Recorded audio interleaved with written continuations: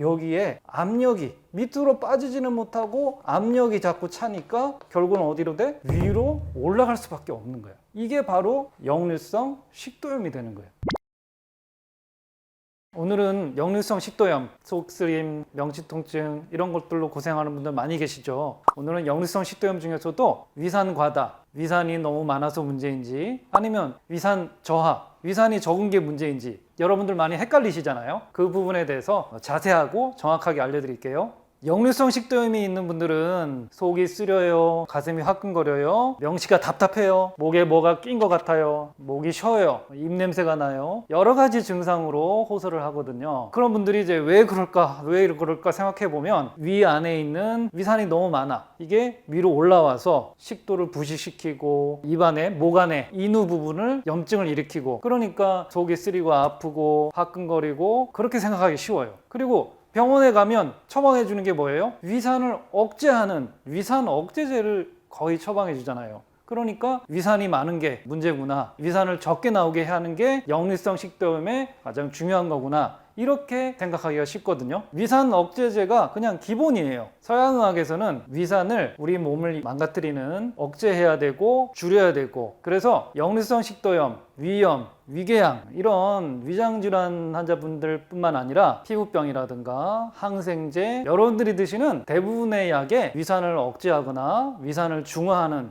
그런 약들이 포함되어 있어요. 예를 들면 우리가 아플 때 먹는 진통제, 그리고 스테로이드제, 피부과 약이라든가 항생제, 그리고 수면제나 이런 신경과 약, 혈압 고지혈증 약, 여러분들이 드시는 대부분의 약에 위산 억제제가 들어가 있어요. 그렇지만 위산 입장에서는 너무 억울해. 위산은 우리 몸, 우리 건강에 너무나 소중하고 중요한 존재인데 많으면 안 좋은 존재, 항상 문제를 일으키는 그런 안 좋은 존재로 지금 인식되고 있거든요. 우리 몸에서 위산이 얼마나 중요한지 이 부분을 좀 먼저 짚고 넘어가 볼게요. 친구랑 점심 먹으러 식당에 갔어요. 친구도 돈가스 먹고 나도 돈가스 먹었어. 그런데 다음날 아침에 일어났는데 나는 배가 아프고 토하고 설사하고 난리가 났어. 근데 친구한테 물어보니까 친구는 뭐 아무렇지도 않대. 이런 일 여러분들 겪어보지 않으셨나요? 이런 차이는 어디서 올까요? 그것은 바로 위산에 있어요. 위산. 친구의 위는 위가 건강해서 위 안에 위산이 충분했던 거고, 나는 위산이 부족했던 거야. 그러니까 조금 상한 음식, 병원균, 뭐 대장균이나 이런 게 조금 들어있는 음식을 먹었다 하더라도 위산이 충분하면 그거를 다 살균을 시켜줘요. 그러니까 상한 음식을 먹어도 누구는 아무렇지 않고 자기는 탈이 나는 거예요. 아무리 음식을 깨끗하게 관리하고 위생적으로 관리한다고 하더라도 그 안에 세균이 번식하는 것은 그냥 필연이고 어쩔 수 없는 일이에요. 그러니까 만약에 우리 몸에 위산이 없다 그러면 우리 인간은 생존에 문제가 생겨.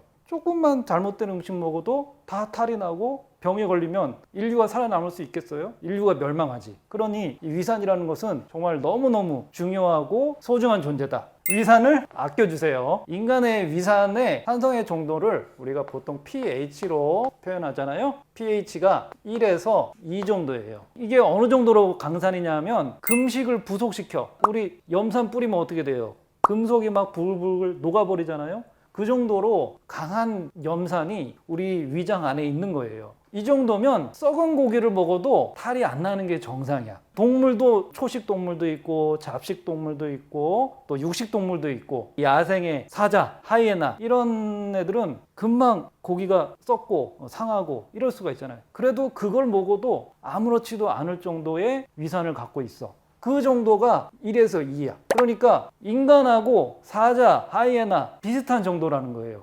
그러니 인간의 이 위산이 얼마나 강하고 심지어 쇠를 먹어도 소화시킬 수 있는 게 바로 인간의 위라는 거예요. 젊었을 때는 철도 씹어 먹어도 소화가 된다 이렇게 얘기하는 게 그게 틀린 얘기가 아니에요. 위산이 또 중요한 게 뭐냐? 단백질을 소화하는 데 필요한 펩신을 활성화시키고, 우리 몸에 실제 철이 필요하잖아요. 철분. 철이 부족하면 빈혈이 오잖아요. 위산이 없으면 철이 소화가 안 돼. 그러니까 심각한 빈혈이 올 수가 있어요. 그리고 철뿐만 아니라 칼슘, 뼈, 그리고 돌덩어리에도 칼슘이 많이 들었거든요. 칼슘이라는 것 자체가 금속이고, 칼슘도 위산이 있어야지 우리 몸에서 이온화가 되고 흡수가 되는 쉬운 형태로 소화를 흡수를 할 수가 있어요. 그래서 위산이 없으면 칼슘이 잘 흡수가 안 되어서 골다공증이 쉽게 올 수가 있는 거예요. 그리고 오늘 얘기하고 싶은 역류성 식도염과 관련된 또 중요한 위산의 작용이 위가 이렇게 있어요. 그러면 위산이 하는 중요한 역할 중에 위산의 농도가 위장의 운동을 조절하게 돼. 그래서 위산이 충분하다 그러면 위가 이렇게 활발하게 움직이면서 음식을 소장 쪽으로 잘 보낼 수가 있어요. 그런데 위산이 산도가 떨어지고 위산이 부족해. 그러면 우리 몸에서 위산을 자꾸 분비하게끔 하는 호르몬이 나와. 그러면서 위가 다 소화가 안 됐으니까 배출을 자꾸 지연을 시켜. 그러니까 위산이 부족한 사람들은 계속 소화가 안 되고 더부룩하고 그득하고 이런 느낌이 오래 가잖아요. 그게 위산이 부족해서 그런 거예요. 그러면 위산이 부족해서 여기에 음식이 빠져나가지 못하고 자꾸 오랫동안 여기서 위에서 자꾸 뱅글뱅글 돌고 가스가 생겨. 그러면 어떻게 돼요? 여기에 압력이 밑으로 빠지지는 못하고 압력이 자꾸 차니까 결국은 어디로 돼? 위로 올라갈 수밖에 없는 거예요. 이게 바로 역류성 식도염이 되는 거예요.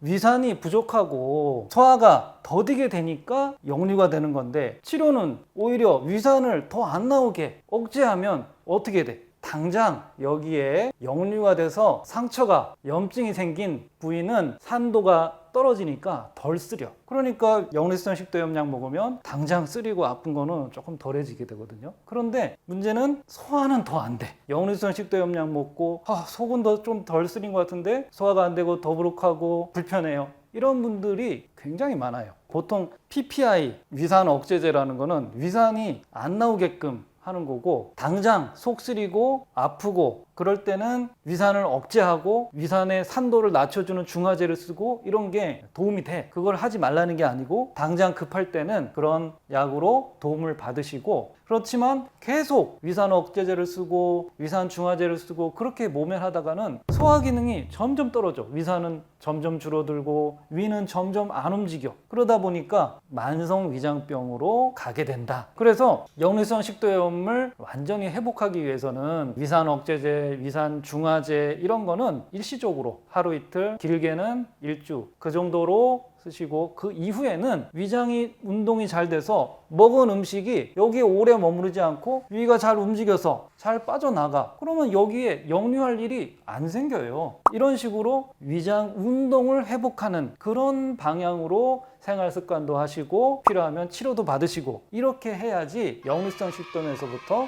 완전히 회복할 수 있다는 겁니다.